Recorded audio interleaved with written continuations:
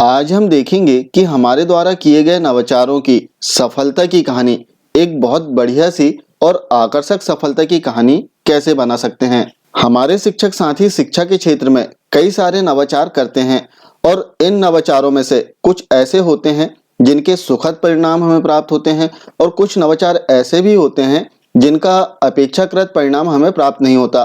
तो जिन नवाचारों में आपको बहुत अच्छे परिणाम प्राप्त हुए हैं, इस नवाचार के लिए आप अपनी सफलता की कहानी बना सकते हैं। अब सफलता की कहानी बनाने में हमें कुछ पॉइंट्स को ध्यान में रखना है। सबसे पहला ध्यान रखना है हमें इसमें कि हमारी सफलता की कहानी पॉइंट टू पॉइंट हो। दूसरा, इसमें हमें ध्यान रखना है कि आकर्षक हो और हम जो बात इसमें बोलना चाह रहे हैं, बताना चाह रहे हैं, वो स्पष्ट रूप से इसमें दिखाई दे। तो आइए देखते हैं कि अपनी सफलता की कहानी हम कैसे बना सकते हैं। तो इसके लिए सबसे पहले तो हमें एक पॉइंट्स को निर्धारित करना होगा कि आपके द्वारा क्या नवाचार किया गया।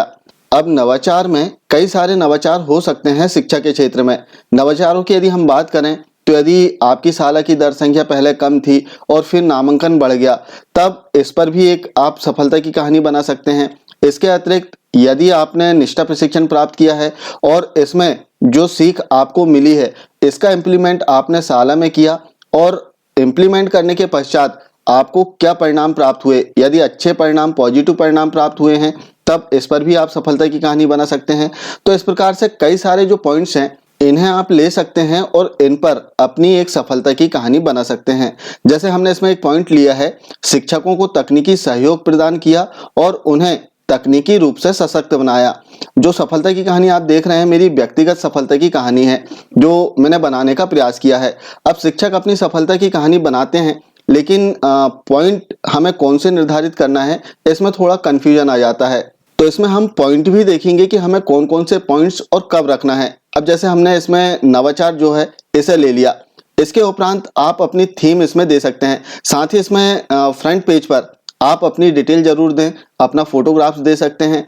इसके अतिरिक्त आप अपने संस्था प्रमुख की डिटेल दे सकते हैं और अपनी सारी डिटेल जो है फ्रंट पेज पर दे दें। सेकंड पेज पर आप थीम दे सकते हैं कि किस थीम पर आपने काम किया। जैसे हमने इसमें थीम दिया है, चलता रहूंगा पथ पर। अब इसके लिए हमने एक फोटो इसमें अपलोड कर दिया है और 2 लाइन इसमें हमने लिखा है कि चलता रहूंगा पथ पर, चलने में माहिर बन जाऊंगा, या तो मंजिल मिल जाएगी या अच्छा मुसाफिर बन जाऊंगा। तो इस प्रकार से एक थीम हमने इसमें लिख लिया। अब इसके पश्चात हमें पॉइंट्स इसमें निर्धारित करना है। थीम में क्या है आपकी थीम, वो थोड़ी सी डिटेल इसमें हमने लिख दिया कि परिस्थितियां विपरीत थी और ऐसी परिस्थिति में कार्य करना आसान नहीं था, लेकिन बस मैंने मन में ठान लिया था कि इस अंधेरे से खुद अकेले नहीं निकलना है, बल्कि अपने शिक्षक साथियों के साथ अंधेरे को चीरते हुए आगे बढ़ना है। फिर चाहे परिस्थितियां कैसी भी क्यों ना हो, अंततः हम मंजिल के बहुत पास पहुंच गए। तो इस प्रकार से हमने एक थीम इसमें ले लिया कि चलता रहूंगा पथ पर। अब हमें पॉइंट इसमें निर्धारित करना है। तो जो सफलता के आयाम हैं, इसमें सबसे पहले आप प्रस्तावना लिख दें। इसके उपरांत आपने क्या कार्य किए हैं, क्या नवाचार आपके द्वारा किए गए हैं, वो नवाचार आपको लिखना है। तीसरा जो पॉइंट इसमें आपको निर्धारित करना होगा कि आपने जो कार्य किया उसमें आपको कौन कौन सी समस्याएं आई। और चौथा पॉइंट, जब समस्या आपके सामने आई तो निश्चित रूप से आपने इन समस्याओं का समाधान किया होगा। तो चौथे पॉइंट में आपको समस्याओं का समाधान लिख देना है। इसमें जो 5वां पॉइंट आप लिखेंगे कि आपने जो कार्य किया और कार्य करने के पश्चात आपको इसमें कैसे परिणाम प्राप्त हुए। तो यहाँ तक आपकी जो सफलता की कहानी है वो 80% हो जाएगी। अब आपने जो कार्य किया, इस कार्य में आपको सहयोग किनसे प्राप्त हुआ, आपका आगामी लक्ष्य क्या है, और यदि आप आभार व्यक्त करना चाह रहे हैं तो अंतिम पॉइंट आप आभार का इसमें रख सकते हैं। तो इस प्रकार से 8 पॉइंट्स में आप अपनी सफलता की कहानी बना सकते हैं। अब जैसे इसमें हम बात करें, जो पहला पॉइंट हमने इसमें लिया था वो था प्रस्तावना। तो प्रस्तावना हम देख लेते हैं। हमने जैसे इसमें पॉइंट लिया था कि शिक्षकों को तकनीकी रूप से सशक्त करना हमारा मुख्य उद्देश्य था। तो इसी को देखते हुए हमने इसमें प्रस्तावना लिखा और इसमें उल्लेख किया कि हमारे सामने कैसी परिस्थिति निर्मित हुई थी और इस परिस्थिति में, जो कि एक चैलेंज के रूप में थी, इस परिस्थिति का सामना हमने कैसे किया और इसके लिए हमें क्या करना था। जैसे कोविड-19 जो महामारी है वो पूरे विश्व में फैल चुकी थी और शिक्षा के क्षेत्र में भी जो नन्हे मुन्ने बच्चे हैं वो भी इसकी चपेट में आ गए थे। हमारे सामने चैलेंज था कि जो बच्चे हैं इन्हें शिक्षा की मुख्य धारा में कैसे हम जोड़े रखें।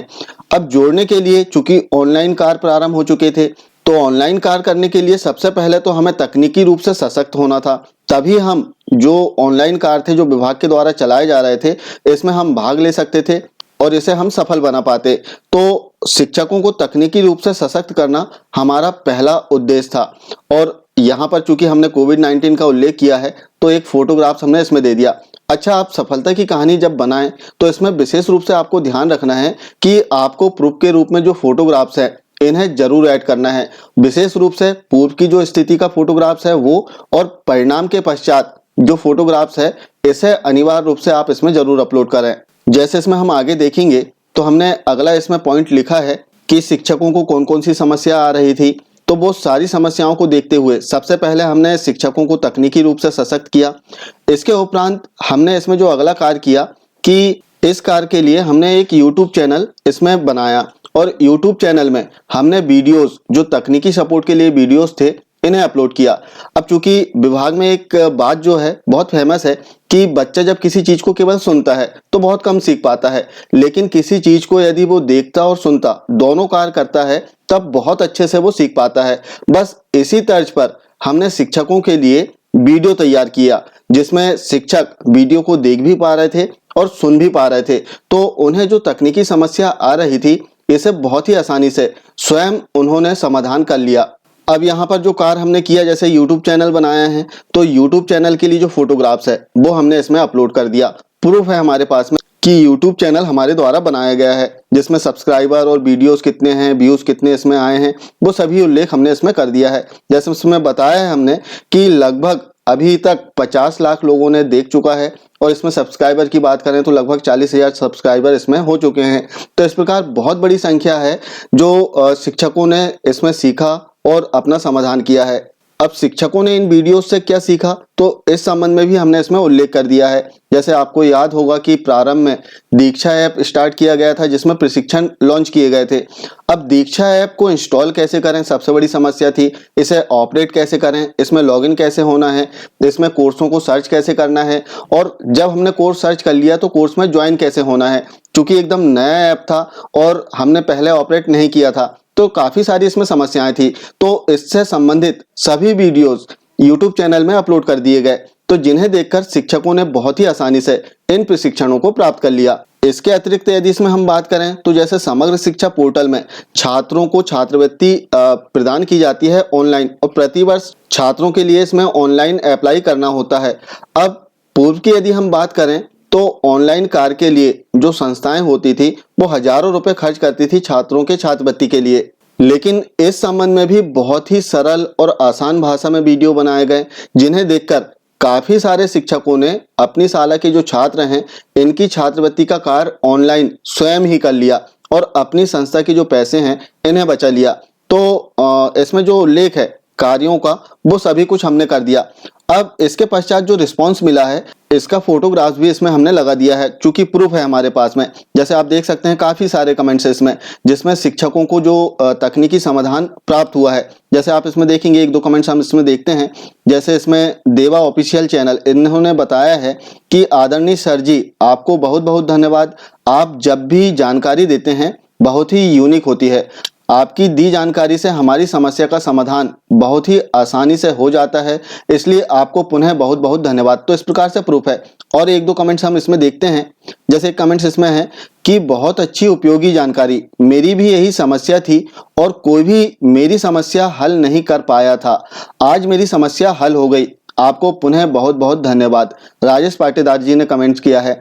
तो इस प्रकार से शिक्षक साथियों को निश्चित रूप से तकनीकी सहायता मिली है और इन्होंने कमेंट्स करके सोशल मीडिया, व्हाट्सएप, फेसबुक इनके माध्यम से भी बताया है। साथ ही चैनल के कमेंट बॉक्स में भी शिक्षक साथियों ने बताया है कि हमारी समस्याओं का समाधान हो गया। अच्छा, इसमें एक बात और थी कि शिक्षक साथियों को कहीं कोई समस्या आ रही थी तो उन्होंने कमेंट बॉक्स में ही बताया कि हमें समस्या आ रही है, तो संबंधित पॉइंट पर भी वीडियो तैयार कर दिया गया और इनकी समस्याओं का समाधान किया गया। तो आप इसमें देखेंगे कि काफी सारे कमेंट्स इसमें शिक्षक साथियों ने किया है और बताया है कि हमने जो कार्य हैं, ऑनलाइन कार्य है, तकनीकी कार्य हैं, इन्हें बहुत ही आसानी से किया, वो भी आपके वीडियोस को देखते हुए। तो इस प्रकार हमने अपना प्रूफ लगा दिया। अब इसमें जो अगला पॉइंट आता है कि आपको जो कार्य आपने किया है, इन कार्यों को करने में आपको क्या क्या समस्याएं आई, तो हमने इसमें समस्याएं लिख दिया। अब आपको पता होगा कि जब भी हम कोई नवाचार करते हैं या फिर कोई अन्य नवीन कार्य करते हैं तो इसमें बहुत सारी समस्याएं आती हैं। खास तौर पर सबसे पहले तो हमें हतोत्साहित किया जाता है। मेरे साथ भी कुछ ऐसे ही हुआ कि मेरे कुछ खास शिक्षक साथियों ने मुझे हतोत्साहित करने की कोशिश की, लेकिन मैं रुका नहीं और मैं लगातार इसमें काम करते रहा। तो जो भी आपके साथ समस्याएं आई, वो सभी समस्याओं का उल्लेख आपको इसमें करना है। इसके पश्चात इन समस्याओं का समाधान आपने कैसे किया, वो आप इसमें उल्लेख करें। और समस्याओं के समाधान बता देने के उपरांत आपको इसमें बताना है कि आपने जो कार्य किया है, आपने जो नवाचार किया है, उसका परिणाम क्या प्राप्त हुआ है। निश्चित रूप से सुखद परिणाम, अच्छे परिणाम प्राप्त हुए हैं, तभी आप अपनी सफलता की कहानी बना रहे हैं। तो आपको परिणाम इसमें लिख देना है। अब आपको इसमें ध्यान रखना है कि आप अपनी भाषा सारगर्भित रखें और कम से कम पॉइंट्स में आप ज़्यादा से ज़्यादा बात इसमें अपनी कह पाएं। तो इस प्रकार से नवाचार करने के उपरांत जो भी परिणाम आपको प्राप्त हुए हैं, इसका आपको इसमें उल्लेख करना है। अब आपका आगामी लक्ष्य यदि कुछ हो तो आप अपना आगामी लक्ष्य इसमें जरूर लिखें। और आपने जो नवाचार किया है, इसमें आपको किनका सहयोग प्राप्त हुआ है, इनका उल्लेख आप विशेष रूप से इसमें जरूर करें।